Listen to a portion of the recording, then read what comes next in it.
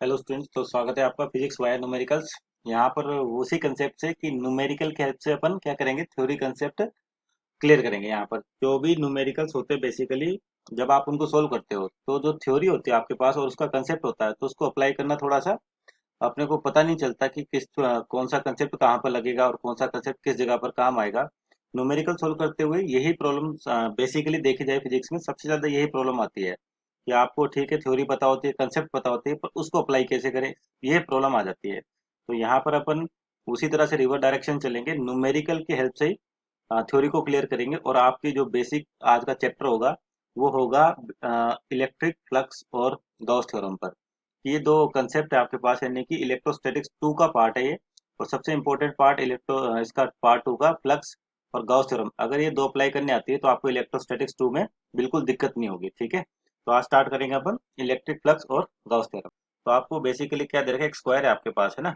और वहां के उसके सेंटर से a/2 दूरी पर आपके पास एक क्यू चार्ज रखा हुआ है। तो सपोज करिए जैसे आपके पास स्क्वायर की बात करते हैं, है ना। मान लीजिए इस तरह से आपका एक स्क्वायर है, ठीक। और इसके सेंटर से a/2 दूरी पर आपके पास एक क्यू चार्ज रखा हुआ है, ठीक है। यहाँ पर क्या आपके पास एक क्यू चार्ज है, ठीक है। तो उसके लिए आपको, और कितनी दूरी पर है यहाँ से, a/2 पर। और ये क्या आपके पास स्क्वायर है, इसकी साइड कितनी है, ए दे रखी है, स्क्वायर ऑफ साइड ए, ये दे रखा है, ठीक। तो अब देखो कि आपके पास बेसिकली आपको बताना है इलेक्ट्रिक फ्लक्स, ठीक है। तो सबसे पहले जो वर्ड आ रहा है फ्लक्स, इसको देख लेते हैं ये क्या होता है, ठीक है ना। क्योंकि यहाँ पर जो न्यूमेरिकल्स है उनसे ही थ्योरी कंसेप्ट क्लियर करेंगे। तो आपका जो फ्लक्स होता है या इलेक्ट्रिक फ्लक्स लिखा है बेसिकली ये है क्या। तो इसको समझने के लिए एक आसान सा तरीका है। देखो कि सपोज करिए जैसे आपके पास मान ली कोई एनर्जी फ्लो कर रही है, ठीक है ना।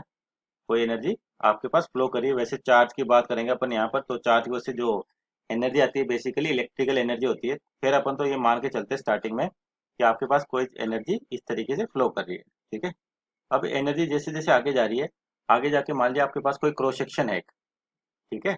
एक क्रॉस सेक्शन है, वहां से ये गुजरती है। तो सपोज करिए आपका जो क्रॉस सेक्शन है कुछ इस तरीके से, है ना, इसमें से गुजर रही है आपके पास है, ठीक इस तरीके से। तो आपके पास बेसिकली ये जो है, ये एनर्जी जो किसी क्रॉस सेक्शन से गुजर रही है, इसी की काउंट को या इसी की वैल्यू को अपन बोलते हैं इलेक्ट्रिक फ्लक्स। यानी कि सिंपल डेफिनेशन लिखे इसकी कि इलेक्ट्रिक फ्लक्स की डेफिनेशन क्या होगी आपके पास। तो इलेक्ट्रिक फ्लक्स क्या होता है basically, number of count of lines. और कौन सी लाइंस होंगी, इलेक्ट्रिक फील्ड लाइंस होंगी। खैर अभी तो उस पर लिख भी नहीं, अपन उस पर चर्चा भी नहीं करें, तो आप सिंपल लिख सकते हो number of count of lines passing through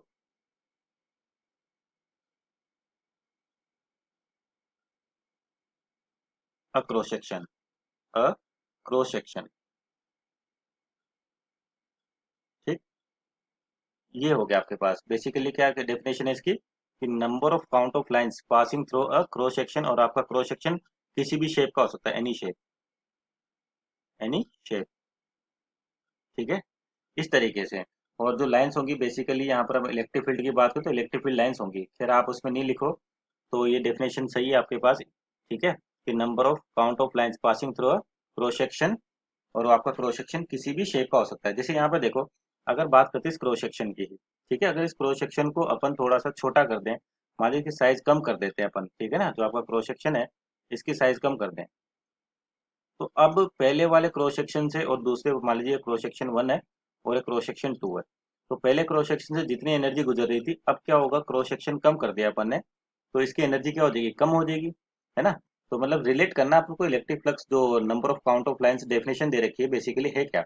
तो मान लीजिए इसके क्रॉस सेक्शन पहले देखेंगे आपके पास ज़्यादा है, मान लीजिए क्रॉस सेक्शन कम हो जाता है, तो नंबर ऑफ लाइंस जो यहाँ से गुजरेंगी वो भी कम हो जाएगी, तो इसका मतलब एनर्जी भी कम हो जाएगी आपके पास, ठीक है। अब मान लीजिए मैं इस क्रॉस सेक्शन का एंगल बढ़ा दूं। अब एक और चीज़ है कि जो आपका क्रॉस सेक्शन देखा है इस वाली लाइन से कितने एंगल पर है, उस पर भी डिपेंड करेगा। जैसे मान लीजिए आप इसको, इसके एंगल को चेंज करते जाओगे, एकदम इसको मान लीजिए आप परपेंडिकुलर कर देते हो, ठीक है। और दूसरा आपके पास मान लीजिए इसको इसके हॉरिजॉन्टल कर देते हैं, तो आपके पास फिक्स है जो नंबर ऑफ लाइंस गुजरेंगी। अभी यहाँ पे दिख रहा होगा आपको इस तरीके से, यहाँ पर एक डायग्राम बनाते हैं सामने से, है ना। तो उससे और क्लियर होगा आपके पास कि जैसे आपके पास फ्लक्स लाइंस, अगर मैं एरिया को चेंज कर दूं या दोनों के बीच में जो शेप रखी क्रॉस सेक्शन रखा उसके वैल्यूज को चेंज कर दिया, अलग अलग पोजीशन पे रखे, तो क्या होगा देखो कि मान लीजिए आपके पास फ्लक्स लाइंस तो इस तरह से गुजर रही हैं, है ना। ये तो होगी आपके पास लाइंस, ठीक है, जो इस तरीके से गुजर रही हैं, ठीक है। और यहाँ पर मान लीजिए आप कोई भी क्रॉस सेक्शन जो आपको ऊपर था उसकी शेप या उसको किसी दूसरे एंगल पे रख दें, सपोज करिए इसके पैरेलल रख देते हैं अपन, किसके, इस सरफेस के पैरेलल रख देते हैं, सॉरी फील्ड लाइंस के पैरेलल यानी कि समानांतर, ठीक है। तो ये हो गया आपके पास जो क्रॉस सेक्शन है वो इस बार ऐसे रख दिया, ठीक। तो अब क्या होगा कि जो लाइंस जा रही है आपके पास, है ना, ये जो लाइंस है आपके पास बेसिकली जो किस तरह से गुजरेंगी, सीधी जाएंगी और सीधी निकल जाएंगी, है ना, इसकी डायरेक्शन ये है लाइंस की। तो ये जो सारी लाइंस है वो क्या होगी, इस क्रॉस सेक्शन से बाहर निकल रही है, यानी कि क्रॉस सेक्शन से गुजर रही है। अब ढंग से देखोगे तो इसके पैरेलल निकल गई, है ना। तो यहाँ पे जो डेफिनेशन है, number of count of lines passing through any cross section, यानी क्रॉस सेक्शन से पास होनी चाहिए, पर ये लाइंस क्या होंगी, इसके पैरेलल है तो सीधी निकल जाएंगी इस तरीके से। तो यानी कि यहाँ पर कोई फ्लक्स लाइन आपके पास नहीं गुजर रही। तो जो इलेक्ट्रिक फील्ड है उसको मैथमेटिकली, सॉरी फ्लक्स है आपके पास, इसको मैथमेटिकली देखें किस तरीके से लिखते हैं, ठीक है। तो मैथमेटिकली देखो, आपके पास अगर एंगल चेंज करोगे आप तो फिक्स है लाइंस ज़्यादा गुजरेंगी, है ना। अगर मान लीजिए एकदम इसके 90 डिग्री पर है तो पूरी की पूरी लाइंस इससे गुजरेंगी, पर आप जैसे जैसे एंगल चेंज करोगे तो ये लाइंस क्या होंगी, धीरे धीरे कम गुजरना शुरू हो जाएंगी, जैसे यहाँ पर दिख रहा है इसके समानांतर रख दिया तो लाइंस आई तो सीधी निकल गई। तो मैथमेटिकली देखें तो आपका फ्लक्स किस किस पे डिपेंड कर रहा है, इसका नोटेशन होता है फाई। एक तो इलेक्ट्रिक फील्ड, है ना, यानी कि जो एनर्जी आपके पास अभी उसको इलेक्ट्रिक फील्ड कहते हैं, है ना, ई। दूसरा होता है एरिया, ज़्यादा करोगे तो ज़्यादा एनर्जी कुछ क्रो होगी आपके पास, और कम एरिया लोगे तो कम एनर्जी, यानी कि ई ए। और तीसरा इंपॉर्टेंट फैक्टर आ रहा है एंगल का। और यहाँ पर ये एरिया की बात करें थोड़ी सी, आपके पास जो एरिया होता है बेसिकली, है ना, ये होता है आपके पास वेक्टर क्वांटिटी, ठीक है, वेक्टर क्वांटिटी। यानी कि अगर वेक्टर क्वांटिटी है एरिया तो फिक्स है इसकी कोई ना कोई डायरेक्शन होगी। तो डायरेक्शन कैसे लेते हैं अपन एरिया वेक्टर के, सिंपल सा, या इसी यहाँ पर भी देख ले, सपोज करिए साइड आपके पास ए है और ये बी साइड है, तो इसका जो एरिया लिखोगे आप सिंपल होता है ए इंटू बी। तो ये तो इसका मैग्नीट्यूड है, ठीक है ना, लेकिन अभी जस्ट ऊपर लिखा कि एरिया एक वेक्टर क्वांटिटी है, तो ये जो एरिया है इसका मैग्नीट्यूड ए भी आ रहा है, तो इसकी कोई ना कोई पर्टिकुलर डायरेक्शन भी होगी, क्योंकि जब वेक्टर क्वांटिटी होगी तो उसके पास मैग्नीट्यूड के साथ साथ डायरेक्शन भी होंगी। तो डायरेक्शंस के लिए आपके पास क्या तरीका होता है, सिंपल सा, कि अगर अपन प्लेन फिगर्स की बात करते हैं ना, प्लेन फिगर्स, ठीक है, ठीक। तो बेसिकली प्लेन फिगर्स की बात करें यानी कि 2D डायग्राम, प्लेन फिगर्स का मतलब होता है आपके पास 2D डायग्राम। तो जो 2D डायग्राम्स होते हैं आपके पास उसमें जो एरिया वेक्टर है, यानी कि एरिया, उसकी डायरेक्शन कैसे लिखी जाती है, ध्यान रखें, ज़्यादा डिटेल से डिस्कस नहीं कर रहे। आपके जो एरिया होंगे बेसिकली दो तरीके से होते हैं, एक तो क्या होता है ओपन सरफेस होता है, एक क्लोज सरफेस होता है ना, जैसे, या फिर प्लेन फिगर्स होती है, प्लेन सरफेस होता है, जिनको 2D डायग्राम भी कहते हैं। जैसे आपके पास मान लीजिए स्क्वायर आ गया, है ना, ठीक है, स्क्वायर आ गया, ट्राइंगल आ गया, सर्किल, ये और आपके पास ये सभी क्या होंगे 2D फिगर्स के अंदर आते हैं, प्लेन फिगर्स आते हैं ना, ठीक। तो इन केस में जो भी आपके पास आप चाहे तो रेक्टेंगल भी लिख सकते हैं ना, सेमी सर्किल भी लिख सकते हैं। तो जो प्लेन फिगर्स होते हैं, सिंपल 2D फिगर्स होते हैं, जैसे ट्राइंगल आप बनाते हो इस तरह से ट्राइंगल होगा आपके पास, ये भी क्या है, प्लेन सरफेस है। स्क्वायर होगा या रेक्टेंगल होगा ये भी प्लेन सरफेस है। सर्किल होगा ये भी क्या है, प्लेन सरफेस। तो इनका जो एरिया वेक्टर लिखा जाता है ना, बेसिकली ये क्या होता है, परपेंडिकुलर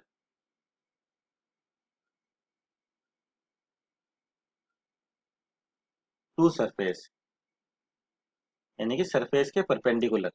जैसे आपको ये दिख रहा है, मान लो इसके वाले की बात करते हैं, है ना, आपके पास ये जनरल इस लाइन को आगे बढ़ा दें यहीं पर ही, तो मान लो सपोज करिए एक्स एक्सिस है आपके पास और ये वाई एक्सिस है, ठीक। तो इसका जो एरिया वेक्टर होगा ट्राइंगल का, जो भी एरिया होगा सपोज करिए ए, तो उसकी डायरेक्शन क्या होगी, इसके परपेंडिकुलर, परपेंडिकुलर मतलब लंबवत, या तो बाहर भी आ सकती है अंदर भी जा सकती है। तो बाहर के लिए तो अपन क्या लिखते हैं, डॉट, है ना, और अंदर भी ले सकते हो आप, कोई दिक्कत नहीं, तो उसके लिए क्रॉस। तो लेकिन जब भी आप कोई भी न्यूमेरिकल सोल्व करोगे तो स्टार्टिंग में जो डायरेक्शन आपने एरिया वेक्टर की मानी, जब तक वो न्यूमेरिकल खत्म नहीं होता तब तक आप वही डायरेक्शन लोगे, ठीक है ना। सरफेस के लंबवत होती है यानी कि परपेंडिकुलर, तो इसके परपेंडिकुलर बाहर भी आ सकता है यानी कि प्लस के केप भी आ सकता है ना। और माइनस के कैप भी आ सकता है। ठीक, तो इसमें कोई ज़्यादा ये नहीं सोचना आपको कि भाई कौन सा ले, प्लस ले या माइनस ले, कोई भी ले सकते हो आप, कोई भी चूज कर सकते हो। पर जब तक न्यूमेरिकल खत्म नहीं होता तब तक आपको इसी साइन कन्वेंशन जो आप ले रहे हो उसी को मान के चलना होता है। ठीक, तो जो पहले होते हैं आपके पास प्लेन फिगर्स, उसमें क्या होगा आपके पास स्क्वायर, ट्रायंगल, रेक्टेंगल, सर्किल, इस तरीके से इनका एरिया वेक्टर आपके पास परपेंडिकुलर टू सरफेस होता है। दूसरे फिगर्स जो आते हैं आपके पास जिनको कहते हैं अपन क्लोज फिगर्स। ठीक है, क्लोज्ड फिगर्स।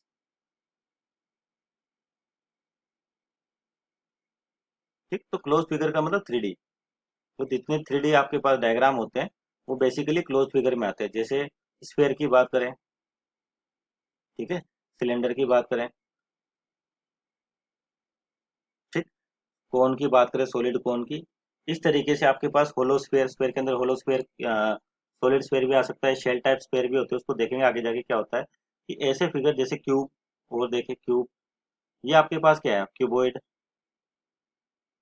ये होते हैं आपके पास क्लोज फिगर्स या 3D फिगर्स। इन केस में एरिया वेक्टर कैसे लिया जाता है ये इंपॉर्टेंट है आपके पास। देखिए कि मान लीजिए अपन क्लोज फिगर की बात करते हैं, तो जो आपका क्लोज फिगर होता है उसमें अपने जो शेप स्फेयर ले रखा है, सिलेंडर, कोन, इस तरीके से मान लीजिए एक शेप बना लेते हैं अपन, अपने जैसे स्फेयर लिया है एक, है ना। तो ये आपका कौन सा है, क्लोज सरफेस है। अगर मैं इस पर एरिया वेक्टर लिखना चाहता हूँ तो यहाँ पर जो एरिया वेक्टर की डायरेक्शन होती है ये होती है normal outward, normal outward. Normal outward का मतलब परपेंडिकुलर। जो आपका नॉर्मल वर्ड है इसका मीनिंग क्या होता है, परपेंडिकुलर, यानी कि सरफेस के लंबवत, हिंदी में कहे तो मान लीजिए मैं यहाँ पर एक छोटा सा एरिया लेता हूँ, ठीक है, इस तरीके से। तो इस वाले पॉइंट पे जो एरिया वेक्टर होगा ये इधर आएगा, जिसको कहेंगे अपन डी ए वेक्टर। ठीक है, क्या बोलेंगे, डी ए वेक्टर। और कैसा है, परपेंडिकुलर है, तो यानी कि ये एंगल होगा आपके पास 90 डिग्री। तो जब भी क्लोज सरफेस आता है आप क्या कहते हो, करते हो कि जिस भी क्रॉस सेक्शन पे मान लीजिए, जिस सरफेस पे आपको कैलकुलेशन करनी है, मान लीजिए आपको इस सरफेस के लिए कैलकुलेशन करनी है, ठीक है, तो इसका एरिया वेक्टर कैसे लिखोगे आप, नॉर्मल आउटवर्ड, यानी कि इस तरीके से बाहर आ जाएगा। और नॉर्मल का मतलब परपेंडिकुलर, तो इसका एरिया वेक्टर इधर होगा। ठीक है ना। तो जो आपके पास क्लोज सरफेस होते हैं तो ध्यान रखना इसमें हमेशा नॉर्मल आउटवर्ड होते हैं। यहाँ पर इनवर्ड भी हो सकते हैं और आउटवर्ड भी हो सकते हैं, ठीक है, लेकिन 3D फिगर्स में आपके पास मैक्सिमम क्या होंगे, आउटवर्ड ही होते हैं। ठीक है, जैसे एक और शेप लेते हैं या फिर इसी पे एक और समझ लेते हैं कि मान लीजिए अगर आपको यहाँ पर एरिया वेक्टर निकालना है कि आप इस सरफेस के लिए कैलकुलेशन करना चाहते हो, ठीक है ना, ये तो यहाँ पर जो एरिया वेक्टर होगा वो बाहर की ओर होगा, डी ए, कितना एंगल बना रहा होगा वापस, 90 डिग्री। तो क्लोज फिगर्स में जहां पे भी आपको कैलकुलेशन करनी होती है वहीं पर एरिया वेक्टर कंसीडर करें। और डायरेक्शन के लिए ध्यान रखना नॉर्मल आउटवर्ड होगा। और खैर स्फेयर की बात है, एक और इम्पोर्टेंट चीज कि अगर स्फेयर की बात करें और ये 90 डिग्री बना रहा है कोई भी सरफेस, तो फिक्स से हमेशा सेंटर से ही पास होगा। ये भी ध्यान रखिए, प्रॉपर्टी है कि अगर मान लिया आपके सेंटर से कोई भी लाइन पास होती है, ठीक है ना, ठीक, वो कितना एंगल बनाएगी, 90। जैसे मैं बोल दूं सिंपल ये लाइन गई है, तो फिक्स से सरफेस हमेशा 90 डिग्री बनाएगी आपके पास। मान लीजिए यहाँ से एक लाइन गई है आपके पास इस तरीके से, तो ये सरफेस है 90 डिग्री बनाएगी आपके पास। ठीक है, तो इन चीज़ों का ध्यान रखें। जैसे मान लीजिए एक और क्यूब बना लेते हैं, क्यूब के लिए समझ लेते हैं। सपोज करिए जैसे आपके पास ये भी एक क्लोज सरफेस है, ठीक। तो अब मान लीजिए आपको यहाँ पर एरिया वेक्टर चाहिए, तो देखो यहाँ पर आपको अलग अलग सरफेस दिख रहे होंगे, ये 1 2 3 4 5 और 6। तो अगर मान लीजिए आप इस वाले सरफेस के लिए कैलकुलेशन करना चाहते हो तो इसका एरिया वेक्टर क्या होगा, इसके नॉर्मल आउटवर्ड यानी कि 90 डिग्री पर। ठीक है ना। मान लीजिए इस वाले सरफेस के लिए लिखना चाहते हो तो नॉर्मल आउटवर्ड, ठीक है, कभी इनवर्ड नहीं होगा आपके पास, हमेशा आउटवर्ड होगा। मान लीजिए बॉटम वाला सरफेस है, इसमें लिखना चाहोगे तो डी ए वेक्टर आपका इधर आएगा। ठीक है, तो बेसिक बात ध्यान रखनी है, ज़्यादा डिटेल से नहीं। एरिया आपकी वेक्टर क्वांटिटी है ओपन सरफेस के लिए या 2D फिगर्स के लिए परपेंडिकुलर टू सरफेस, और आपके पास 3D यानी क्लोज फिगर्स के लिए नॉर्मल आउटवर्ड। जहां पर भी कैलकुलेशन करनी है आप उसके आउटवर्ड डायरेक्शन में। ठीक है ना। तो ये हो गया आपके पास। अब वापस चलते हैं अपने पास जो फॉर्मूला है किसका, फ्लक्स का, मैथमेटिकली ये देख रहे थे अपन। तो यहाँ पर जो ई ए है ना, मान लीजिए आपके पास ये सरफेस है, ठीक है, स्क्वायर है या रेक्टेंगल जो भी है आपके पास, मान लीजिए आपके पास ए बी साइड ले रखी तो रेक्टेंगल है, तो इसका एरिया वेक्टर जो होगा, ठीक है, ए, वो क्या होगा, बाहर की ओर, या चाहे तो आप अंदर की ओर ले सकते हो, कोई दिक्कत नहीं। यानी कि आप सिंपल इसको क्या लिख सकते हो, ए के कैप लिख सकते हो एरिया को, क्योंकि मान लीजिए आपके पास बाहर के एक्सिस अपन ने क्या ले ली, प्लस जेड ले लिए, ठीक है, तो जेड में क्या होता है आपके पास के कैप। तो यहाँ पर जो के कैप होगा मतलब बाहर की ओर जा रहा है और लाइंस आपके पास इस तरीके से गुजरी है, तो दोनों के बीच में एंगल कितना हो गया 90 डिग्री। कितना हो गया 90 डिग्री, यानी कि 90 डिग्री है आपके पास फील्ड लाइंस के बीच में एंगल और एरिया के लिए। तो आपका फ्लक्स कितना रहा 0, क्यों? क्योंकि इसके पैरेलल निकल जाएगा ये इस तरीके से। तो यानी कि 90 डिग्री पर आपके पास क्या होना चाहिए, जीरो फ्लक्स होना चाहिए। तो यानी कि और कोस 90 होता है आपके पास जीरो, तो यानी कि फॉर्मूला होता है आपके पास कोस थीटा। ठीक है, जैसे आपके पास स्टार्टिंग डायग्राम था, यहाँ पर देखोगे अगर मान लीजिए थीटा की वैल्यू कितनी हो, जीरो हो, कितनी हो, जीरो, उस केस में आपके पास थीटा कितना ले लिया, जीरो। तो फ्लक्स क्या होगा, मैक्सिमम। थीटा जीरो कब होगा, जब आपके पास मान लीजिए लाइन है ना, और ये जो आपका शेप अपने ले रखी है, ठीक है, मान लीजिए इस तरीके से, और इसका एरिया वेक्टर सरफेस का माने इस डायरेक्शन में भी हो सकता है, चाहे तो आप अंदर ले लो। तो फील्ड की और एरिया वेक्टर की डायरेक्शन सेम है आपके पास, यानी कि थीटा कितना है 0 डिग्री, या चाहे तो आप 180 डिग्री भी कह सकते हो, क्योंकि इस डायरेक्शन में अगर एरिया वेक्टर इधर लोगे तो आपके पास क्या होगा, दोनों के बीच में एंगल 180 डिग्री आ जाएगा। ठीक है ना। तो मैंने कहा कि एरिया वेक्टर आप नॉर्मल आउटवर्ड लेना है, किसके लिए, सॉरी परपेंडिकुलर आउटवर्ड किसके लिए, प्लेन सरफेस के लिए या 2D फिगर्स के लिए। तो आउटवर्ड इधर भी आ सकता है, इधर भी आ सकता है, तो थीटा जीरो हो सकता है, थीटा 180 डिग्री हो सकता है। पर इस केस में आपके पास फ्लक्स क्या है, मैक्सिमम। तो कोस जीरो कितना होता है आपके पास, 1। तो यानी कि आपके पास यहाँ पर जो फॉर्मूला जनरेट होता है तीनों को मिला के, वो होता है ई ए कोस थीटा, और इसको और सिंप्लीफाइड लिखा जाता है ई डॉट ए, क्योंकि दो वेक्टर का डॉट प्रोडक्ट आपके पास क्या होता है, कोस कंपोनेंट आता है, कोस थीटा आता है। तो ये है आपके पास बेसिकली फ्लक्स, इसकी मैथमेटिकल डेफिनेशन आ गई फ्लक्स की। ठीक है ना। और आपको फ्लक्स ही काउंट करना था यहाँ पर, कि जो डायग्राम है आपके पास बेसिकली कि दे रखा है कि स्क्वायर है आपके पास, तो यहाँ से इलेक्ट्रिक फ्लक्स निकालना है इसके एक सरफेस से। ठीक। तो अब देखिए बेसिक यहाँ तक तो थ्योरी आपकी कंप्लीट है।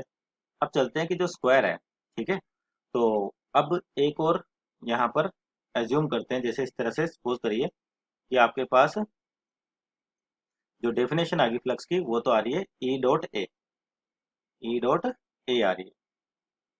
ठीक।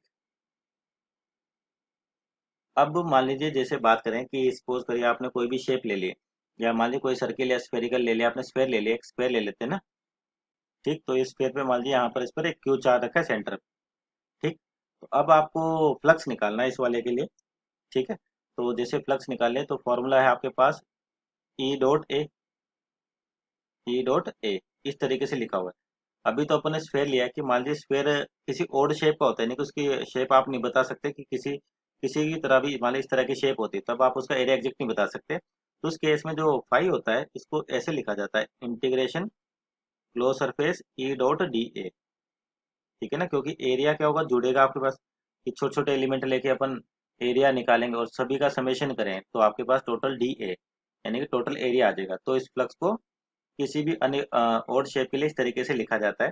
ठीक है। फिर अपन तो यहाँ पर कौन सा ले रखा है, एक स्फेयर ले रखा है, तो स्फेयर की बात करते हैं ना। तो स्फेयर के लिए फ्लक्स निकाले आपके पास बेसिकली, वो है क्या कि ई डॉट ए। ठीक है। तो फ्लक्स हो जाएगा आपके पास, ई तो होगी आपके पास इलेक्ट्रिक फील्ड, और एरिया लिखो। ठीक है। तो जैसे आपके पास एक कौन सा सरफेस है, क्लोज सरफेस है, ध्यान रखना, क्योंकि स्फेयर की बात कर रहे हैं अपन। और आपके पास जो स्फेयर है वो कौन सा आएगा, 3D या क्लोज फिगर। ठीक है। ये हो गया आपके पास, और यहाँ पर मान लिया आपने छोटा सा एरिया कंसिडर किया, सपोज करिए डी ए। तो इस डी ए की डायरेक्शन क्या होगी, बाहर की ओर। आपने छोटा सा एरिया कंसिडर किया डी ए, तो इसकी डायरेक्शन क्या होगी, इस डायरेक्शन में होगा आपके पास। ठीक है। तो यहाँ पर और जस्ट अभी बताया कि सर्किल के लिए, स्क्वायर के लिए आपके पास अगर 90 डिग्री पर है तो उसके फिक्स उसके यहाँ से सेंटर से गुजरती है वो लाइन, और मान लेते हैं इसकी रेडियस है आपके पास कैपिटल आर। ठीक है। तो फ्लक्स हो गया आपके पास ई डॉट डी ए, क्योंकि अपन छोटा एरिया ले रहे हैं अभी, है ना, और ये होता है क्लोज सरफेस। ठीक है ना। क्लोज को लिखते हैं, इसका भी रीजन आएगा अभी, तो है ना, फाई इक्वल टू इंटीग्रल, और ध्यान रखना ये जो क्रॉस कर रखा है इसका मतलब क्लोज सरफेस होता है ई डॉट डी ए। ठीक है। ये फॉर्मूला होगा आपके पास अगर ओड शेप है तो। अब आपके पास क्या होगा, ठीक, तो यहाँ देखो आपके पास फाई की वैल्यू क्या आ जाएगी, तो phi equal to integral E D A cos theta, और यहाँ पे थीटा कितना है आपके पास, जो आपको दिख रहा होगा इसका एरिया वेक्टर लेते हो आप, परपेंडिकुलर टू सरफेस है आपके पास। ठीक है। तो जैसे शेप ले रखी है आपने यहाँ पे, है ना ये। तो अब देखो यहाँ पे ई यानी कि जो चार्ज है आपके पास, ठीक है, और ए सरफेस एरिया ए ले रखा है आपके पास ये। तो अब आपको बताना है कि जो इन दोनों के बीच में जो आपके पास इलेक्ट्रिक फील्ड और एरिया वेक्टर के बीच में एंगल है वो कितना हो जाएगा, ये आ जाएगा आपके पास ई डी ए। ठीक है, तो फाई का मान हो जाएगा आपके पास integral E D A cos theta. Cos theta जहाँ पे थीटा किसके बीच का angle between electric field and area vector. ठीक है, इस चीज का ध्यान रखें, जो थीटा होता है आपके पास इलेक्ट्रिक फील्ड और एरिया वेक्टर की बात करते हैं, एरिया वेक्टर के बीच का एंगल होता है। तो यहाँ देखो कि जो आप इसमें अगर कोई भी पॉइंट चार्ज दे रखा है आपके पास, ठीक है ना, तो उस पॉइंट चार्ज की वजह से जो भी आपके पास फील्ड आता है, ठीक है, वो क्या होता है, नॉर्मल आउटवर्ड होता है। जो फील्ड लाइन्स आप डायग्राम बनाते हो कि आपके पास मान लीजिए कोई भी चार्ज है, तो इसकी वजह से जो फील्ड निकलेगा आपके पास वो इस डायरेक्शन में, हर डायरेक्शन में निकलता है। ऐसा नहीं कि एक ही कोई पर्टिकुलर डायरेक्शन हो, इस तरीके से फील्ड आपके पास बाहर आता है। उसी तरह से यहाँ पर जो एरिया वेक्टर ले रखा है, यहाँ से भी इलेक्ट्रिक फील्ड आपका बाहर आएगा, हर डायरेक्शन से एनर्जी निकलेगी। ठीक है, 360 डिग्री पे होगा। ये तो अपने को ये डायग्राम दे रखा है स्क्रीन है, इस पे 2D फिगर दिख रहा है, एक्चुअल में ये है क्या, स्फेयर है। अपन ने जूम भी किया इसमें और कहा भी क्या है कि ये आपके पास बेसिकली एक स्फेयर है, और स्फेयर आपके पास कौन सा होता है, 3D होता है। ठीक है ना, तो जो पॉइंट चार्ज है क्यू, इसकी वजह से जो इलेक्ट्रिक फील्ड लाइन्स होंगी आपके पास इस तरीके से बाहर आती हैं, है ना। तो इस एरिया वेक्टर की बात करें तो यानी कि आपके पास जो फील्ड लाइन है यहाँ से ये भी इसी के पैरेलल निकल रही है। ठीक, तो यानी कि इन दोनों के बीच में एंगल कितना हो गया, 0 डिग्री। ठीक है, तो कोस जीरो कितना होता है, 1। आपके पास यहाँ से फ्लक्स आ जाएगा, है ना, फ्लक्स लिखे अपन, तो जो फ्लक्स हो जाएगा E D A cos 0 degree. ठीक है, सबसे इंपॉर्टेंट चीज एंगल होती है, एंगल में गलती ना करें। एंगल किस किस के बीच में लिखना है आपको समझाई दिया, और प्लेन फिगर के लिए और सॉलिड फिगर्स के लिए कैसे लेते हैं, एक दो एग्जांपल और लेंगे ताकि आपको एंगल की कंफ्यूजन ना रहे। तो अब यहाँ पर देखिए कोस जीरो तो हो गया 1, तो बचा कितना, ई डी ए, ये बचा। अब आपके पास जो पॉइंट चार्ज है यहाँ पर, तो किसी भी पॉइंट चार्ज से मान लीजिए किसी भी डिस्टेंस पे जब आप क्या करते हो, एंगल सॉरी इलेक्ट्रिक फील्ड निकालते हो, जैसे यहाँ पर इस पॉइंट पर मेरे को इलेक्ट्रिक फील्ड लिखनी है, इस वाले पॉइंट पे इलेक्ट्रिक फील्ड, किसी पे भी, तब ये स्फेयर है आपके पास, तो आपके जो रेडियस मानी वो ए आर है। तो किसी भी पॉइंट चार्ज के कारण आर डिस्टेंस पे मान लीजिए यहाँ पर आपको इलेक्ट्रिक फील्ड निकालनी है, तो क्या वैल्यू होती है उसकी, के क्यू बाई आर स्क्वायर। अगर कोई भी चार्ज है आपके पास, उससे किसी भी डिस्टेंस पर आप फील्ड निकालते हो तो वैल्यू होती है के क्यू बाई आर स्क्वायर। तो इस वाले कंसेप्ट को यहाँ यूज करते हैं कि जो इलेक्ट्रिक फील्ड आएगी आपके पास किसी भी पॉइंट पर, जो आपने एरिया ले रखा है सपोज करें, इसी वाले पॉइंट पर इलेक्ट्रिक फील्ड निकालते हैं, ये भी आर दूरी पर ही है, तो आपका इलेक्ट्रिक फील्ड हो जाएगा के क्यू बाई आर स्क्वायर। कितना हो जाएगा, के क्यू बाई आर स्क्वायर। ठीक है, और टोटल एरिया डी ए, और एरिया क्या होगा आपके पास, ठीक है, एरिया की भी बात कर लेते हैं। जो एरिया आपके पास यहाँ देखो, छोटा सा एरिया डी एरिया कितनी दूरी पे, आर दूरी पर। उसी तरह से मान लीजिए आप यहाँ पे भी एरिया लोगे तो ये भी आर दूरी पर होगा, एरिया लोगे तो ये भी आर डिस्टेंस पे, एरिया लोगे तो ये भी आर डिस्टेंस पे, ये भी आर डिस्टेंस पे, इस तरीके से। तो सारा एरिया आपके पास आर डिस्टेंस पे है, तो सभी एरिया को जोड़ोगे तो टोटल सरफेस का आपको इसका सरफेस एरिया मिल जाएगा। कितना होता है, 4 पाई आर स्क्वायर। ठीक है, ध्यान रखना क्योंकि क्लोज फिगर में जस्ट कह रहे हैं कि अलग अलग पॉइंट पे जहाँ पर आपको कैलकुलेशन करनी है वहाँ पर एरिया लिया जाता है। तो यहाँ से जो फील्ड लाइन्स होंगी हर डायरेक्शन में निकलेगी, तो मैं छोटे छोटे एरिया लूँ इसके और टोटल को जोड़ दूँ तो पूरा कंप्लीट एरिया आ जाएगा, जो इंटीग्रेशन की प्रॉपर्टी है आपके पास। यानी कि इसका एरिया हो जाएगा आपके पास बेसिकली 4 पाई आर स्क्वायर। ठीक है, और जो आपके पास के है, इसकी वैल्यू होती है 1/4 पाई एप्सिलॉन नॉट। ठीक है, ये होता है क्यू 4 पाई आर स्क्वायर बटे आर स्क्वायर। तो यहाँ से r square 4 pi cancel out, तो फ्लक्स जो आ गया आपके पास ये क्या आ गया, Q/एप्सिलॉन नॉट, Q/एप्सिलॉन नॉट। तो ये जो Q/एप्सिलॉन नॉट आ रहा है, ठीक है ना, ये इंडिपेंडेंट ऑफ आर है। सबसे इंपॉर्टेंट पॉइंट क्या है, इंडिपेंडेंट ऑफ आर, यानी कि आर यानी कि जो डिस्टेंस है उस पर डिपेंड नहीं कर रहा।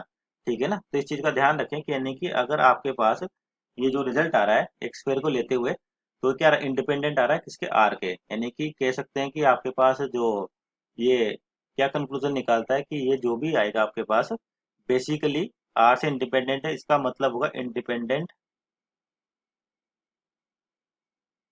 इंडिपेंडेंट ऑफ आपके पास शेप, है ना, independent of shape of close figure, यानी कि क्लोज फिगर जो है आपके पास उसकी शेप पे इंडिपेंडेंट रहेगा। यानी कि शेप किसी भी प्रकार की हो आपके पास, फ्लक्स कितना रहने वाला, क्यू बाई एप्सिलॉन नॉट। जैसे उस स्फीयर की जगह मान लीजिए मैं इस तरह से कोई भी ओड शेप बना देता और यहाँ पर कोई क्यू चार्ज रख दें, ठीक है। तो अब देखो इस वाले से, यानी कि जो सरफेस है वो ध्यान रखना क्लोज सरफेस है ये, अगर ओपन सरफेस होगा तो फ्लक्स जीरो हो जाएगा आपके पास, ठीक है। कैसा सरफेस है, close.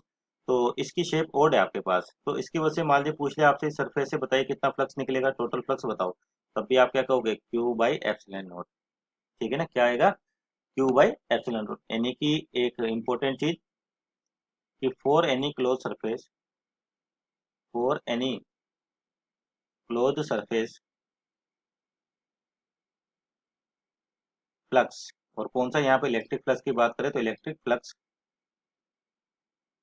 Is always Q by epsilon not, Q by epsilon not. और यहाँ पर जो क्यू है इसकी भी बात की जाती है, जो यानी कि चार्ज आपके पास क्यू, ये कहाँ पर है, विद इन सरफेस, यानी कि आप बोलते हैं कि इनसाइड सरफेस, यानी कि सरफेस के अंदर है ना कि बाहर, ठीक है। तो ये थोड़ी सी प्रॉपर्टी इसकी इंपॉर्टेंट पॉइंट ध्यान रखें कि आपका क्लोज सरफेस किसी भी शेप का हो, आपके फ्लक्स की वैल्यू सेम रहने वाली है ना। और ये जो क्यू है यानी कि आवेश या चार्ज, ये सरफेस के अंदर होना चाहिए ना कि बाहर, ठीक है। तो ये आपके पास रिजल्ट आ गया। और ये जो स्टेटमेंट लिखा है एक तरीके से देखा जाए तो ये आपका होता है गॉस थ्योरम, है ना, गॉस थ्योरम, ठीक है। तो आपसे कहे अगर गॉस थ्योरम प्रूव करिए तो आप इस तरीके से गॉस थ्योरम प्रूव कर सकते हो, ठीक है ना। तो ये हो गया आपके पास गॉस थ्योरम, ठीक। और तो इसके एग्जैक्ट स्टेटमेंट भी लिख लेते हैं, है ना, फिर से इसको और समझते हैं गॉस थ्योरम। तो गॉस थ्योरम क्या कहते हैं आपके पास, इसकी डेफिनेशन क्या होती है कि फॉर एनी क्लोज सरफेस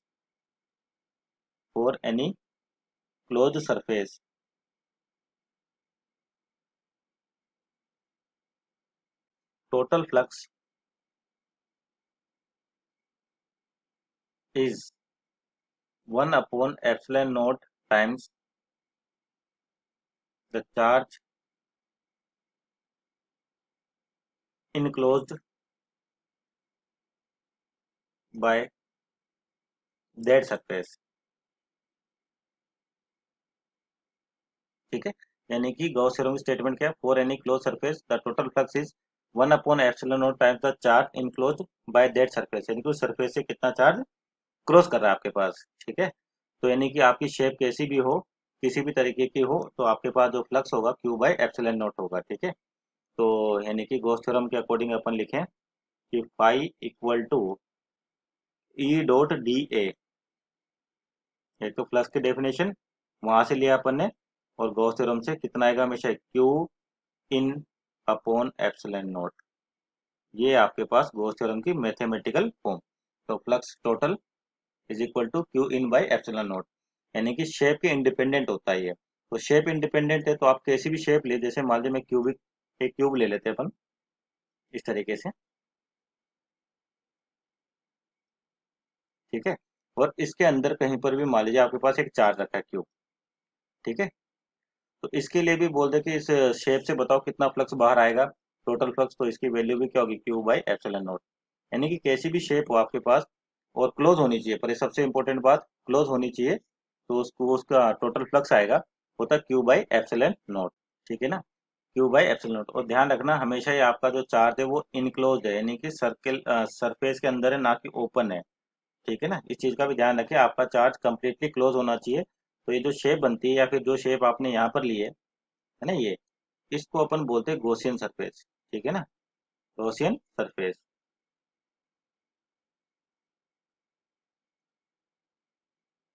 ठीक। क्या बोलते हैं इसको, गॉसियन सरफेस, जो आपका ये सरफेस दिख रहा है बाहर जिसके अंदर चार्ज इनक्लोज है।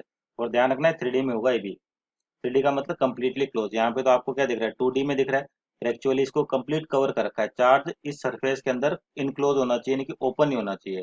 तो जैसा आपको न्यूमेरिकल में दे रखा था स्टार्टिंग में कि आपके पास क्या बेसिकली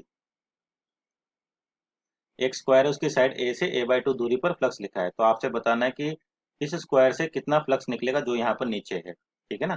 तो इसको देखो, इसको सोल्व करते हैं अब अपन किसकी हेल्प से, गॉस थ्योरम और आपके पास इलेक्ट्रिक फ्लक्स उसकी डेफिनेशन से। ठीक है, तो यहाँ देखिए आपको जो शेप दे रखी है उसको बना लेते हैं इस तरीके से। एक स्क्वायर दे रखा है, ठीक। और आपको क्या करना है, यहाँ से सेंटर से a/2 दूरी पर एक चार्ज रखा है Q।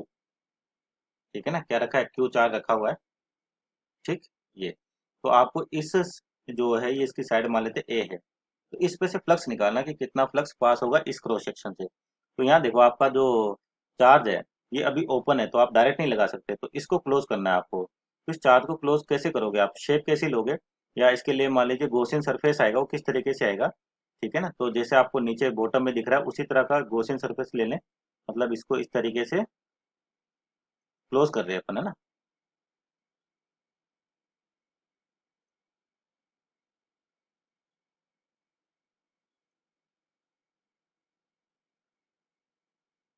ठीक है, और ये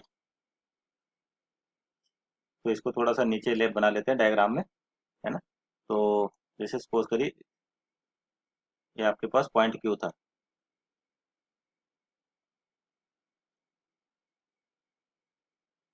ठीक है, और ये हो गया आपके पास शेप,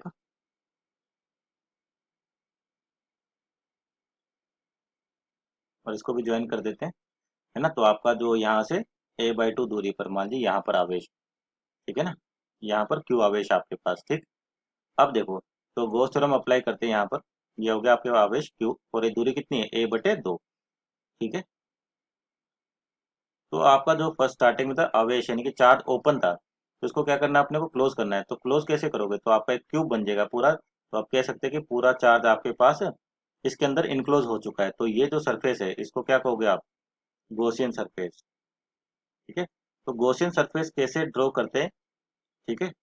मैक्सिमम टाइम देखे ध्यान से, जैसी आपकी शेप दे रखी है आप उसी तरह का सरफेस लेके इसको क्लोज करने की कोशिश करें। चाहे तो आप क्लोज अलग तरीके से भी कर सकते हैं, कोई दिक्कत नहीं है, क्योंकि स्टेटमेंट में आपके पास इंडिपेंडेंट ऑफ शेप रहता है फ्लक्स, अगर चार्ज इनसाइड हो तो।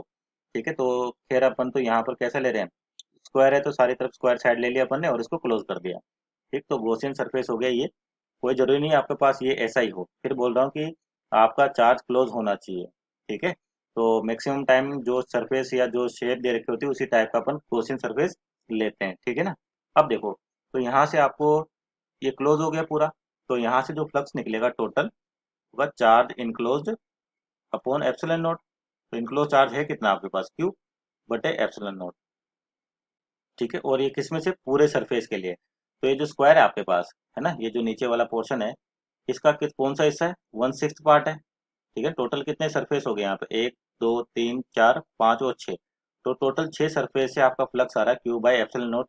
आपसे पूछा केवल इस स्क्वायर से कितना आएगा, तो इसका कौन सा पार्ट है, 1/4 पार्ट है। तो आपका जो फ्लक्स हो जाएगा स्क्वायर से वो हो जाएगा Q by epsilon not divide by 1/6, यानी कि सिंपल Q/6 एप्सिलॉन नॉट। इस चीज का ध्यान रखें ना, क्योंकि आपसे इस सरफेस से पूछा था और चार्ज ओपन है, तो डायरेक्ट नहीं कर सकते, आपको पहले इस चार्ज को क्लोज करना पड़ेगा। ठीक है, तो इस तरीके से आपके पास इसका आंसर आएगा Q/6 एप्सिलॉन नॉट।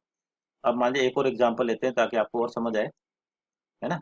सपोज करिए जैसे आपके पास मान लीजिए इस तरीके से एक सर्किल है, सपोज करिए सेमी सर्किल किसी भी और शेप का है। मान लीजिए आपने चार्ज को यहाँ पे ले लिया क्यू। ठीक है, तीन सरफेस बना लेते हैं समझाने के लिए।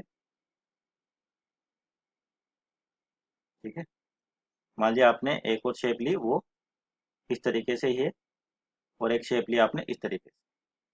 ठीक, और यहाँ पर चार्ज रखा है क्यू बाहर, और यहाँ पे चार्ज रखा है क्यू इसके सेंटर पे, है ना। तो आपको मान लीजिए तीनों से क्या बताना है, फ्लक्स बताना है।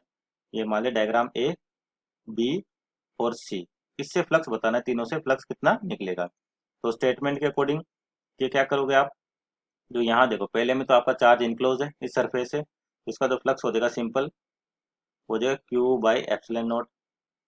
इस वाले से फ्लक्स निकाले, यहाँ पर चार्ज आपका बाहर है सरफेस से, तो सिंपल है फ्लक्स कितना होगा, जीरो, क्योंकि सरफेस चार्ज आपके पास, सॉरी चार्ज आपके पास सरफेस से बाहर है। और यहाँ देखो सी वाले डायग्राम में आपका ये शेप इस तरीके से दे रखी है, तो इसको आप क्या कर सकते हो, क्लोज कर सकते हो। किस तरीके से करोगे कि एक ऐसी शेप आप इधर बना लो नीचे की ओर, जैसे ऊपर दे रखी है ना। इस तरीके से आपने शेप बना ली, तो पूरा क्या हो गया, क्लोज हो गया, तो क्लोज के लिए आपके पास जो टोटल फ्लक्स होता है क्यू बाई एप्सिलॉन नॉट। लेकिन हाफ पोर्शन तो आपका किधर है, ऊपर की, और हाफ पोर्शन नीचे है। तो आपको इस सरफेस से फ्लक्स बताना था, इस सरफेस से कितना फ्लक्स निकलेगा।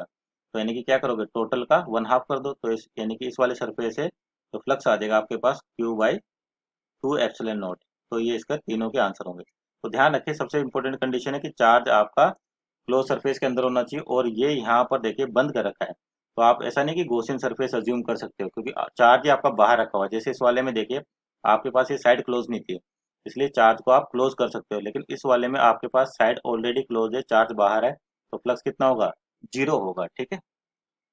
और देखिए, जैसे मान लीजिए मैं इस तरह से बोल दूं कि मान लीजिए यहाँ पर कोई क्यू चार्ज रखा हुआ है, सपोज करिए, ठीक है ना, और यहाँ पर कोई सी भी शेप रखी हुई है 2D, इस तरीके से। ठीक है। ठीक है, या फिर मान लीजिए अभी 3D लेते हैं एक बार, कि आपके पास कोई चार्ज है और यहाँ पर कोई 3D शेप रखी हुई है आपके पास, यानी कि सपोज करिए स्फेयर रखा हुआ है एक, या फिर कोई भी और शेप ले लो आप, कोई प्रॉब्लम नहीं। मान लीजिए इस तरीके से, पर ध्यान रखना ये कैसी है, क्लोज्ड है आपके पास, यानी कि 3D है ये, है ना। तो यहाँ से मान लीजिए आपको फ्लक्स बताना है कि फ्लक्स बताइए कितना होगा। तो यहाँ से जो चार्ज है, इससे फील्ड लाइंस निकलेंगी आपके पास इस तरीके से, है ना, जो इस वाले से रीजन से भी गुजरेंगे, चाहे आपका क्लोज सरफेस है। ठीक है ना, यानी कि फील्ड लाइंस इसके अंदर से गुजर रही है, ऐसा नहीं कि जो ऊपर बनाया था अपन ने प्लेन उसके पैरेलल होगी। ठीक है। यहाँ पर ये सरफेस कैसा है, क्लोज है, यानी कि फील्ड लाइंस इसके अंदर से क्रॉस कर रही हैं। तो इसके लिए भी अगर आपसे बोल दिया फ्लक्स निकालो, तो फ्लक्स की वैल्यू क्या आएगी, जीरो। ठीक है। अब जीरो क्यों आएगी इस केस में, कि आपके पास देखिए कि जितनी लाइंस एंटर करेंगी उतनी लाइंस इस सरफेस से बाहर निकलेंगी। ठीक है, ध्यान रखना, क्लोज की बात करें फिर, ओपन सरफेस नहीं है, 2D नहीं है, 3D है आपके पास। तो जितनी भी लाइंस एंटर करेंगी उतनी लाइंस बाहर निकलेगी। तो यहाँ पर कोई लाइंस इसको क्या कर रही है, इसके अंदर तो अब चार्ज है नहीं आपके पास, बाहर है। तो जो भी लाइंस निकली सारी की सारी इसको क्रॉस करके बाहर निकल जाएंगी, यानी कि इस केस में फ्लक्स कितना होगा, जीरो होगा। आपसे पूछा जाए कि इस क्लोज सरफेस से बताओ फ्लक्स की वैल्यू क्या होगी, जीरो। क्यों जीरो, जितनी एंटर करी उतनी ही बाहर निकल जाएंगी। आप चाहे तो शेप कैसी भी ले लीजिए, मान लीजिए क्यू है, और यहाँ पर आपने मान लीजिए एक क्या रख दिया, क्यूब रख दिया। ठीक है ना। ठीक। तो इससे भी मान लीजिए आपसे पूछा कि फ्लक्स बताइए कितना होगा। ठीक है ना, और यहाँ से जो भी लाइंस गुजरेंगी, तो आपका चार्ज तो फिक्स है, आपके फील्ड लाइंस होंगी सही, इस तरीके से। तो ये फिक्स है, कंफर्म है कि आपके पास जितना फ्लक्स एंटर कर रहा है उतना ही फ्लक्स, यानी कि जितनी लाइंस एंटर करी उतनी लाइंस बाहर निकल रही है आपके पास। तो इसके लिए भी फ्लक्स कितना हो जाएगा, जीरो। ठीक है। तो कैसी भी शेप हो आपके पास, आपका फ्लक्स क्या होगा, जीरो हमेशा ही। ठीक है। तो यहाँ से लिख सकते हैं अपन कि for any close surface, for any close surface, if charge is placed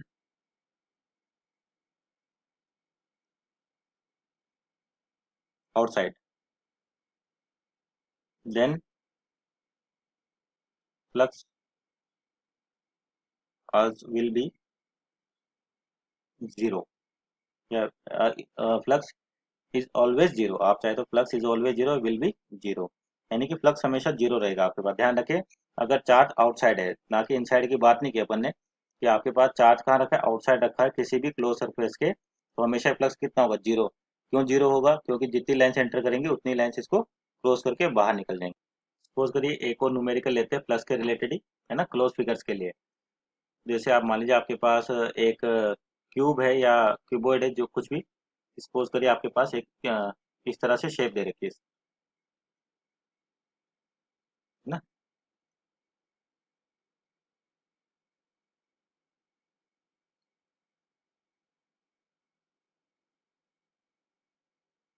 ठीक।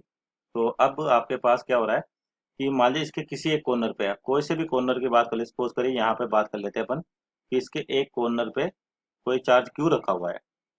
ठीक है, कोई भी चार्ज क्यू रखा हुआ है। तो आपको बताना है कि इस क्यू चार्ज के कारण ये जो क्यूब दे रखा है, मान लीजिए इसको क्यूब कह देते हैं अपन, क्यूब ऑफ साइड ए। ठीक है। तो मान लीजिए इस क्यूब की बात करें, तो ये क्यूब इसके कॉर्नर पे रखा है, आपसे पूछा कि इसमें से बताइए फ्लक्स कितना होगा। तो अभी देखो आपका चार्ज क्या है, यहाँ पर ओपन है, तो इस चार्ज को सबसे पहले अपने को क्या करना पड़ेगा, क्लोज करना पड़ेगा। क्लोज करोगे तो क्या होगा कि जैसे आपके पास यहाँ पर ये क्यूब दे रखा है, तो ऐसा ही क्यूब आप यहाँ पे ड्रॉ करोगे, है ना, सेम। किस लिए? ताकि ये चार्ज आपका क्लोज हो जाए पूरा। ठीक है, उसी तरीके से, सॉरी, आपके पास इस तरीके से शेप बना लिया आपने, है ना। और वैसी शेप किधर होगी? ऊपर की ओर भी होगी आपके पास। ठीक है ना, एक शेप अपन ऊपर बनाते हैं।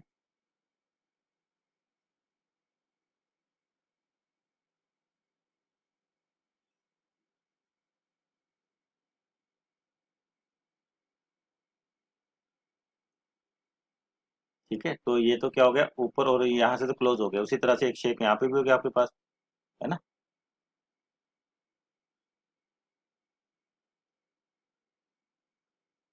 ठीक है, तो ये जो चार क्यूब बने आपके पास, अब सामने से तो क्लोज हो चुका है ये पूरा, पर ये चार कॉर्नर पे तो पीछे भी ऐसी एक स्पेस होगी आपके पास सेम। बैक साइड से भी क्या होगा आपको, ये आवेश तो दिखेगा इसे, ये फ्रंट साइड से तो आपने क्लोज कर दिया, लेकिन जब इसके बैक साइड जाओगे आप, है ना, तो यहाँ पर भी आपके पास ये पोर्शन ओपन है। तो जैसा शेप आपको यहाँ पर दिख रही है एग्जैक्ट वैसी शेप इसके पीछे भी होगी। तो टोटल देखें आपके पास कितने क्यूब हो जाएंगे? टोटल हो जाएंगे आपके पास 8 क्यूब। ठीक है, कितने हो जाएंगे? 8 क्यूब हो जाएंगे, जो इसको क्लोज करेंगे। और इनको क्या कहते हो आप? Gaussian surface. ठीक है, ध्यान रखना गॉसियन, अगर आप गॉस थ्योरम यूज करे हो तो चार्ज हमेशा आपका क्लोज होना चाहिए। तो ये हो गया गॉसियन सरफेस। चार इधर है तो चार एग्जैक्ट पीछे दिखेंगे आपको, तो टोटल क्लोज हो जाएगा ये। तो जब टोटल क्लोज हो जाएगा तो पाई हो जाएगा आपके पास क्या formula? Q by epsilon not. Q by epsilon naught, ये टोटल फ्लक्स होता है। और टोटल कितने क्यूब है? 8 क्यूब है। कितने क्यूब है? 8। तो आपको तो केवल जो दे रखा है इस वाले से फ्लक्स निकालना है, जो आपका ये है। ठीक है, ये उन 8 क्यूब का कितना होगा? 1/8 हिस्सा है। यानी कि इस वाले क्यूब की बात करें तो यहाँ से इस क्यूब से तो फ्लक्स हो गया आपके पास Q/8 epsilon not. Q/8 epsilon not. ठीक। और मान लीजिए उसी तरीके से आपको इस क्वेश्चन में हल्का सा चेंज और करें, सॉरी, ये तो हो गया आपके पास Q/8 एप्सिलॉन नॉट। मान लीजिए आपसे बोल दिया केवल जो ये फिगर है, ये डायग्राम जो दे रखा है, ध्यान सुने, ये जो बॉटम पार्ट है आपके पास, कौन सा? सपोज करिए ये बॉटम पार्ट, है ना, ये जो दिख रहा है आपको, इस क्यूब के इस बॉटम पार्ट की बात करते हैं। तो बताइए कि बॉटम पार्ट से आपसे पूछ लिया कि इस बॉटम पार्ट से बताइए कितना फ्लक्स बाहर आएगा, है ना। कौन से? इस वाले से।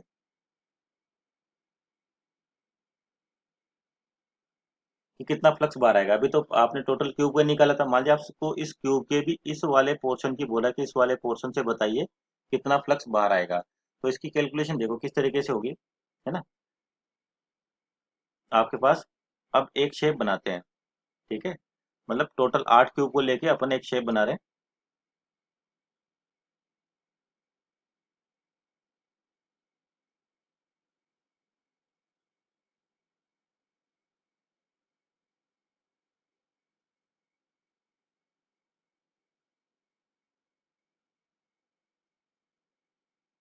ठीक है, और ये हो गया आपके पास ये बॉटम पार्ट इसका यहाँ पर। जो यहाँ पर मैंने कहा चार तो इधर है और चार ऐसे क्यूब पीछे होंगे, तो टोटल 8 हो गए। यानी कि 8 क्यूब को देखोगे आप, वो आपको इस तरीके से दिखेगा। और जो मेन ये जो साइड दे रखी है आपको, वो ये यहाँ पर दिख रही है। ठीक है ना, तो आपको इस वाले से फ्लक्स बताना कितना होगा। तो देखिए इसको कैसे सोल्व होगा ये।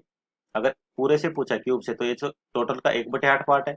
अब यहाँ देखो, टोटल आपका था कितना, यहाँ से जो पूरे से फ्लक्स आएगा बाहर इस पूरे सरफेस से, ये तो फिक्स है कि Q/ε0 आएगा। Q/ε0 ये तो आएगा इसी। अब अपने को केवल इस वाले से निकालना है, क्योंकि ये इसके एक कॉर्नर पे रखा हुआ था यहाँ पे। ठीक है, तो ये जो पार्ट है, ये जो दिख रहा होगा आपको, तो ये पहले सबसे पहले इस बॉटम पार्ट की बात करते हैं, है ना। तो ये जो बॉटम पार्ट दिख रहा है अपने को, ये टोटल 6 फेस है, उसका 1/6 पार्ट है। भाई आपके पास क्यूब में कितने होते हैं? 6 फेस होते। तो मान लीजिए सबसे पहले इस फेस से, यानी कि पूरे फेस से आप क्या निकालना, निकालो फ्लक्स निकालो। ठीक है, जैसे स्टार्टिंग में किया था, अगर पूरा क्यूब है उसकी एक साइड से फ्लक्स निकालोगे, तो इस वाले के लिए जो फ्लक्स आ जाएगा आपके पास, वो आ जाएगा Q/6 एप्सिलॉन नॉट। क्योंकि 6 फेस है तो हर एक से बराबर निकलेगा, तो इसका 1/6 पार्ट है ये। अब ये जो हिस्सा दिख रहा है आपको, ये है ना, ये जो पोर्शन है जहाँ से आपसे फ्लक्स पूछा है, तो ये वाला पार्ट इस बेस का, जहाँ से 6 एप्सिलॉन Q/6 एप्सिलॉन फ्लक्स बाहर आ रहा है, इसका 1/4 पार्ट है। कौन सा है? 1/4 पार्ट है आपके पास। टोटल का कितना है? 1/4 पार्ट। ठीक, तो अब यहाँ से आपके पास 1/4 पार्ट है, तो यानी कि इस वाले से जो फ्लक्स आ जाएगा आपके पास, इस वाले बॉटम पार्ट से, ये हो जाएगा आपके पास Q/6 एप्सिलॉन नॉट तो पूरे से आ रहा था, और ये इसका 1/4 पार्ट है ना बॉटम। तो यानी कि सिंपल आंसर होगा Q/24 एप्सिलॉन नॉट। तो ये आपका फ्लक्स आ गया इस वाले पार्ट से, तो ये इसका आंसर होगा। ठीक, तो ये बेसिक आपके पास आया तो केवल सिंपल बेसिक बेसिक न्यूमेरिकली लिए, है ना। गॉस थ्योरम के थ्रू अपन जो ओड शेप्स होती हैं, है ना, उनके लिए भी फ्लक्स निकाल सकते हैं। तो आज ये आपका बेसिक था कि बेसिक क्लोज फिगर्स के लिए आपके पास फ्लक्स की वैल्यू कैसे निकाली जाती है। Okay, thank you.